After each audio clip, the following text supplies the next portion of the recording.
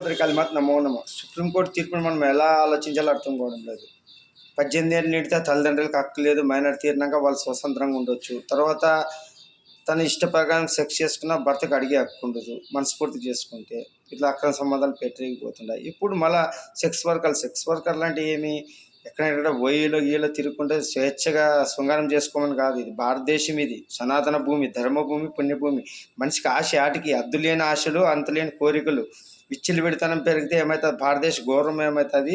ఇంకా ముందే యూతులు ఏం నేర్చుకుంటారు ఇప్పటి నుంచి ఇట్లావన్నీ మనం చెప్తే. ఒక సమాజాన్ని, ఒక గౌరవాన్ని ఇచ్చే చట్టం చేసే సుప్రీంకోర్టే ఇటువంటి తీర్పులు ఇస్తే ఏం చేస్తాం. ఇంకా ఆడవాళ్ళకి ఒకవైపే చెప్తున్నారు. ఆడవాళ్ళది తప్పు ఉంటుంది, మగవాళ్ళది రెండు వైపు కలిసినే ఉంటుంది. తప్పు మగవాళ్ళదన్నా శిక్షించాలా, ఆడవాళ్ళదన్నా శిక్షించాలా. ఇటువంటివన్నీ చట్టాలు తేవాలా. కానీ సుప్రీంకోర్టు తీర్పులు చూస్తుంటే ఇంకా కలిపురుషుడు ఎట్లా ఆడుకుంటాడో చూస్తున్నాం. అందుకే నాయన వీరభద్రుడు వస్తున్నాడు. వీరభోగ వసంతరాలు అయితే శిక్షణ చేస్తూ 15 రోజులు దగ్గరలో ఉన్నాయి.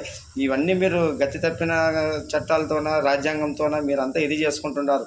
స్వేచ్ఛ ఎక్కువైపోయింది. డబ్బు ఉన్నోనికి, అధికారం ఉన్నోనికి ఇదైపోతున్నారు. అందుకే ఆ వీరభద్రుడు వచ్చి సమన్వయంతో కులాలు మతాలు లేకుండా పాలించే రోజులు వస్తాయి. ఈ రిజర్వేషన్లు అనేది ఎక్కువ మార్కులు తెచ్చుకున్నా రిజర్వేషన్లతో ఎంతమంది ఉద్యోగాలు పోగొట్టుకుంటున్నారు, ఎంతమంది నిరుద్యోగులు అవుతున్నారు చూస్తున్నాము. టాలెంట్తో ఉంటుంది, కష్టే పని. ఎవరు ఎంత కష్టపడితే వాళ్ళకి అంత ఫలితం వస్తుంది. దీంట్లో ఇంకా కుల రిజర్వేషన్ నాయన ఇన్ని యుగాలు వచ్చి ఇంక ఇన్ని 70-80 సంవత్సరాలు అయినా కూడా ఇంకా వెనకబడేమనుకుంటా అన్ని కోరికలు తీసుకుంటుంటారు, అన్నీ అనుభవిస్తుంటారు, అన్నీ ఉంటాయి. ఇంకా మా వెనకబడేమని పేర్లు పెట్టుకుని ఇదంతా విడిచిపెట్టాలి. ఎవరైనా కానీ ఏసీలు, బీసీలు, ఓసీలు, ఇవన్నీ ఎస్సీలు అన్నీ ఇంకా తీసి మనిషి పోటీ పడి బతకాల. పోటీ పడితేనే జీవితం ఉంటుంది, అన్నీ ఉంటాయి. రిజర్వేషన్తో చేసే సోమరితనము, తర్వాత టాలెంట్ అన్నీ వెనక ముందు అవుతాయి అనమాట. కష్టపడాలా, ఫలితం సాధించాలి. ఇప్పుడు భారత్ క్రికెట్కి 11 మంది ఆడతారు. మళ్ళీ ఇన్ని 146 కోట్ల దగ్గర ఉన్నారు. మళ్ళీ ఇంతమందిలో 11 మంది సెలెక్ట్ చేశారంటే టాలెంట్ బట్టి పోతారు. అంతేగాని కులాలు రిజర్వేషన్లతో కాదు. తెలుసుకొని ఇంకెప్పుడు మారుతారు. అందుకే నాయన మీరు మారు.